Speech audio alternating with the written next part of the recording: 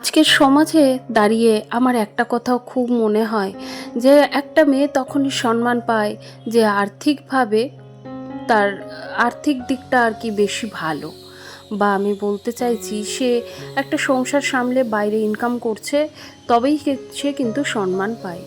সে কাজে কেমন, দেখতে কেমন, বা তার কি গুণাগুণ আছে না আছে, সে ভালো না মন্দ, এগুলো বিচার করা হয় না। বিচার করা হয় তার কর্মটাকে, সে কত মাসের শেষে কত ইনকাম করছে, তার আর্থিক অবস্থা কেমন, তবে গিয়ে কিন্তু একটা মেয়ে সম্মান পায়। আর আমরা যারা হাউস ওয়াইফ আছি তারা কিন্তু একরকম গৃহপালিত প্রাণী বলতে পারেন। আমাদেরকে এক জায়গা থেকে নিয়ে আসা হয় আর আরেক জায়গায় এনে আবারও সেই বন্দি করে রাখা হয়, যেমনটা হয়ে থাকে গৃহপালিত প্রাণীদের কাছে। তাই একটা জায়গায় জন্মায়, কিছুদিন পর বড় হওয়ার পর তাকে কিন্তু কিছু অর্থের জন্যে বা কিছু কোনো বিশেষ কারণে তাকে কিন্তু আরেক জায়গায় তাকে কিছু মূল্যের অর্থের বিনিময়ে তাকে বিক্রি করে দেওয়া হয়। তবে আমাদের মেয়েদের ক্ষেত্রে একটু উল্টোটাই হয়ে যায়, যে আমরা এক বাবা মার কাছে থাকি, তারপরে ধুমধাম করে আপনাকে অন্য বাড়িতে সযত্নে সসম্মানে পাঠিয়ে দেওয়া হবে। তারপরে আপনি হাজার চেষ্টা করলেও আপনার সেই পুরনো জগৎ বা পুরনো সম্মান কিন্তু আপনি ফেরত পাবেন না। যখনই আপনি বাপের বাড়ি যাবেন তখনই বলবে পরের বাড়ির বউ। যখন শ্বশুর বাড়িতে থাকবেন, আপনি আপনার মতের সাথে যখন কারোর মতের মিল হবে না, তখন বলা হবে পরের বাড়ির মেয়ে, বা কোনো রকম কোনো শিক্ষাই নেই। এই হলো আমাদের মেয়েদের পরিচয়। আমাদের মেয়েদের কিন্তু আমরা যতই দেশ স্বাধীন হয়ে গেছে, অনেক কিছুই পরিবর্তন হয়ে গেছে, আমাদের যুগ আমরা ডিজিটাল দেখছি, তবে কি বলুন তো, আমরা কিন্তু মানুষ এখনো ডিজিটাল হতে পারিনি। আমরা কিন্তু সেই সেকেলেই রয়েছি। মেয়েদের কিন্তু কোনো ঠিকানাই নেই। অ্যাকচুয়ালি মেয়েদের কিন্তু কোনো সম্মানই নেই। যারা হাউসওয়াইফ তারা শুধুমাত্রই গৃহপালিত প্রাণী, তাদের কোনো সম্মান নেই। সারাদিন সংসারের জন্য অক্লান্ত পরিশ্রম করার পর দিন শেষে দেখা যায় আপনি কিন্তু মূল্যহীন। বাড়ির যতই সকলের জন্য খেয়াল রাখুক, যখন সকলের জন্য যাই করে যান, সারাদিন যাই করুন, ছেলে মেয়ের কথা ভাবুন, তাদের যত্ন করুন, যাই করুন, দিন শেষে দেখা যাবে যে তুমি করলেটা কি, সারাদিনে তুমি কি এমন করেছো? বাড়িতে থেকেই তো কাজকর্মই করেছো, আর তো কিছু করোনি। আর কিছু করনি বলতে এখানে বোঝানো হয় বাইরে থেকে কিন্তু আমি ইনকামটা করে আনিনি, এটাই কিন্তু বোঝানো হয়। তো যত দিন আপনি চোখ নাক বুজে থাকবেন, যত দিন আপনি মুখ বুজে সব কিছু সহ্য করতে পারবেন, ততদিন দেখবেন আপনার সম্মান রয়েছে বা আপনি মূল্য রয়েছে। যখনই দেখবেন যে আপনি মুখটা খুলেছেন বা আপনি নিজের জন্য কিছু ভাবছেন, তখনই কিন্তু আপনি স্বার্থপর হয়ে যাবেন এবং আপনি মূল্যহীনও হয়ে যাবেন। তো হ্যালো এভরিওয়ান, গুড মর্নিং। কেমন আছেন সবাই? আশা করি সবাই খুব ভালো আছেন, আর আমিও ভালো আছি। আমার আরও একটি নতুন ব্লগে আপনাদের সবাইকে স্বাগত জানাই। আজ হলো বৃহস্পতিবার, আর সকাল এখন 9টা বাজে। ঘুম থেকে বেশ কিছুক্ষণ আগে উঠেছি, তারপরে বাসি কাজকর্ম সেরে নিজেকে একটু প্রিপেয়ার করে নিচ্ছিলাম। তারপরে এই যে সংসারের কাজগুলি একের পর এক সুন্দর করে সাজিয়ে গুছিয়ে করে চলেছি। সকালবেলায় বাবা রুটি খাওয়ার অভ্যাসটা বরাবরই, তবে রোজ দিন আমি রুটি করে উঠতে পারি না। আসলে দুটো রুটির জন্যে আমার আলাদা করে আটা মাখা, বেলো, ভাজো, এগুলো ইচ্ছে করে না। আর বাবাও দেখি রুটি চিবিয়ে খেতে পারে না বা তরকারি দিয়ে খেতে পছন্দ করে না। তাই জন্যে বাবা এই যে গোলা রুটিটা দেখছেন, সেটা কিন্তু খেতে পছন্দ করেন, কারণ ওটা নরম হয়। আর বাবা কিন্তু চিনি দিয়েই খেতে ভালোবাসে, বা গুড় থাকলে এগুলো দিয়ে দেওয়া যায়। তাই চটজলদি এই গোলা রুটিটাই করে দিলাম। বাবাকে খাবারটা দিয়ে এসছি, আর এখন রান্নাঘরে রান্নার প্রস্তুতি নিচ্ছি। দুপুরবেলায় আজকে নিরামিষ রান্না করব। আজকে বৃহস্পতিবার, সাথে আজ রয়েছে রথ। আর আপনাদের সকলকে রথের অনেক শুভেচ্ছা।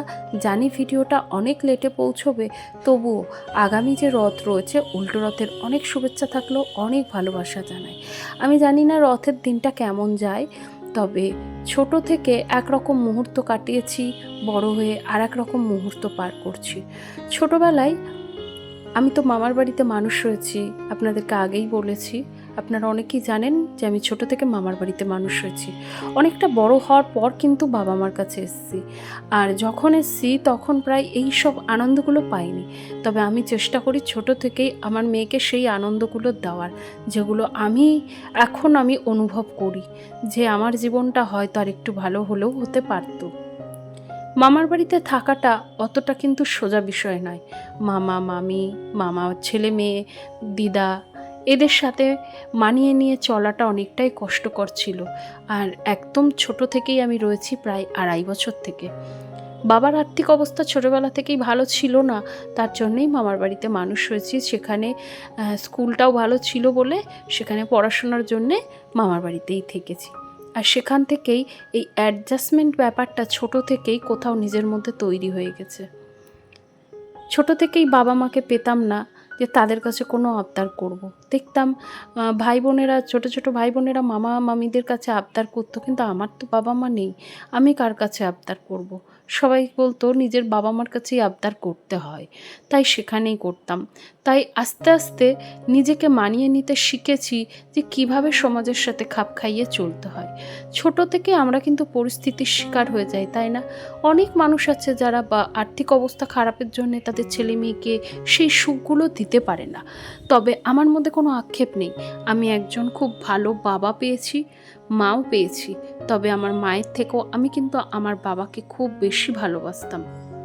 আমার কাছে কোনো রকম আক্ষেপ নেই যে আমার বাবা একজন সৎ চায়ের দোকানদার। অনেকের কাছে এটা বলতে লজ্জা লাগে যে বাবা পরিচয়টা দিতে, তবে আমি এখনও বলছি আমার বাবা একসময় খুব অবস্থাপূর্ণ ছিল। পরে কিন্তু অনেক ঘটনা রয়েছে, তারপরে কিন্তু আমার বাবাকে আবার সে চায়ের দোকান খুলতে হয়েছে। তবে গিয়ে আমাদের কিন্তু খুব ভালো রেখেছেন এবং খুব ভালো থেকেছেন। আমি সারাটা জীবন ধরে ভগবানের কাছে এই প্রার্থনা করি, আমি আমার জীবনে আমার বাবাকে কোনোদিন সুখী দেখতে পেলাম না। তবে হ্যাঁ, আমি কিন্তু আমার বাবার কাছে ভীষণ সুখী। আমরা দুটো মেয়ে ছিলাম বলে আমার বাবা কখনোই আমাদের অবহেলা করেননি। তারা সারা জীবন কিন্তু সম্মান দিয়ে গেছেন যে না, একটা মেয়েও কিন্তু পারে একটা ছেলের সমান হতে। কিন্তু আমি বিশ্বাস করুন, আমি নিজে থেকে স্যাটিসফ্যাকশন নই যে আমি আমার বাবার জন্য কিচ্ছু করতে পারিনি। তাই ভগবানের কাছে সবসময় প্রার্থনা করি প্রতিটা জীবনে যেন আমি আমার বাবার মতো একজন বাবা পাই, একজন সৎ, নিরীহ এবং সৎ বাবা পাই, যে এতটা ভালোবেসে মেয়েদেরকে মানুষ করতে পারে। যাই হোক, আপনাদের সাথে বেশ কিছু কথা বলতে পেরে আমার খুব ভালো লাগলো। তবে সেই সাথে সাথে সারাদিনের প্রচুর কাজ সেরে ফেলেছি। আর আজকে নিরামিষ রান্নাই করেছিলাম, ওই তো দেখতেই পেলেন, আলু পোস্ত, ভেন্ডি ভাজা, ডাল আর স্যালাড। এটাই আমাদের আজকের দুপুরের মেনু।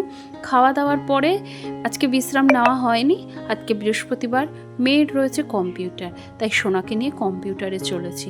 চলুন ওকে কম্পিউটারে দিয়ে সেখান থেকে পড়া রয়েছে। তবে আজকে আর পড়াটা আমি দেব না, কারণ আজকে রথ, ওকে নিয়ে একটু রথের মেলায় যাব। ছোটোবেলায় ওই যে বললাম, বাবা মার হাত ধরে রথের মেলা কোনো দিন দেখতে পাইনি, আর মামার বাড়িতেও সেভাবে আবদারও করতে পারিনি। তাই আমি চেষ্টা করি আমার মেয়েকে সব রকম সুখটা দেওয়ার। এদিকে দেখুন, কম্পিউটারে এসে বসে রয়েছে, মেয়ের ক্লাসে গেছে, সেখান থেকে 1.5 ঘন্টার ক্লাস ছিল। তারপরে এই তো মেয়ে নিয়ে বেরিয়ে পড়েছি। চলুন, যাওয়ার পথে কিছু জিনিসপত্র কেনাকাটা রয়েছে, সেই সাথে চলুন মেলাটাও দেখব। 20 বছর বিয়ে হয়ে গেছে, তবে এই হাই স্ট্রিটে এসে রথ দেখা, এটা কিন্তু আমার এখনও পর্যন্ত হয়নি। এই মেয়ের দৌলতে বা মেয়ের পড়াশোনার দৌলতে কিন্তু এই বছরটা এই হাই স্ট্রিটের রথ আমি দেখতে পেলাম। আমি আজ অবধি কোনো দিন হাই স্ট্রিটের রথ দেখতে আসিনি। আসলে বাড়ির সামনে দিয়ে রথ যেত, ওইগুলোই দেখতাম। তবে মেয়ের সুবাদে মেয়েকে রথের মেলা দেখতে এসে কোথাও নিজেও যেন ছোট হয়ে গেছি, জানেন। দেখুন, আজকে আমাদের কৃষ্ণনগর পোস্ট অফিস মোড় বা এই হাই স্ট্রিটটা কী পরিস্থিতি দেখুন, এত মানুষ। আর এইগুলোই অন্য দিন কিন্তু ফাঁকা থাকে। দেখুন কত মানুষ নিজের জীবিকা অর্জনের জন্যে কত কিছু নিয়ে দোকান বসিয়েছে, যেরকমটা সেই ছোটোবেলায় দেখা যেত বা রথের মেলার গল্পে পড়েছি।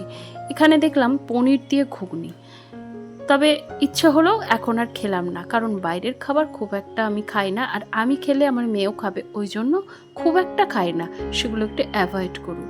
আর এই যে দেখুন, আমাদের কৃষ্ণনগরের সব থেকে বিখ্যাত জিনিস মাটির পুতুল। এই মাটির পুতুল নিয়ে অনেক গল্প রয়েছে, জানেন, অন্য কোনো দিন বলবো। দাঁড়ান, চলুন জিলিপি নিই। রথের মেলা জিলিপি নেব না সেটা বললে হয়। এখান থেকে বেশ কিছুটা জিলিপি নিয়েছি, কারণ আমাদের পরিবারের লোক সংখ্যা অনেক, আপনারা তো জানেনই। চলুন, জিলিপি নেওয়া হয়ে গেছে। আর এখানে সেই ছোট ছোট ঘাড় নড়া বুড়ো পুতুলগুলো দেখে ছোটোবেলাকার কিছু স্মৃতি মনে হলো। বাবা রথের মেলায় নিয়ে গেছিলো ছোটোবেলায় একবার, তখন কিন্তু আমাদের এই রকম একটা ঘাড় নড়া বুড়ো কিনে দিয়েছিল। সেটা আমার কাছ থেকে পড়ে ভেঙে গেছিলো, তো সেটা দেখে আমার সেই পুরনো স্মৃতি মনে পড়লো।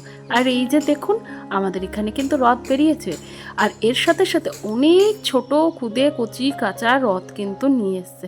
চলুন, রথের দড়িটা সামনে থেকে একটু টেনে এবার বাড়ির দিকে যাব। আর এই রথটা দেখুন কি সুন্দর লাগছে না দেখতে। সবাই সবার মতো করে রথ সাজিয়ে জগন্নাথ, বলরাম, সুভদ্রা প্রভুকে তাদের জায়গায় আর কি ঘুরতে নিয়ে যাচ্ছে। চলুন, আমরাও তাদের দর্শন করি। ছোট হলেও রথ তো রথই হয়, তাই না? সেই রথের দড়ি, বড় রথের দড়িও যেমন টেনেছি, ছোট রথের দড়িও কিন্তু আমরা টেনেছি। চলুন, ওদেরকে প্রণামী দিয়ে এইবার বাড়ির দিকে যাব। আর বাড়ি যেতে যেতে আপনাদের দেখাবো আমাদের কৃষ্ণনগর ঘূর্ণির রথটা কীরকম হয়। ঘূর্ণির যদিও রথ আমি সেভাবে দেখতে পাইনি, জানেন।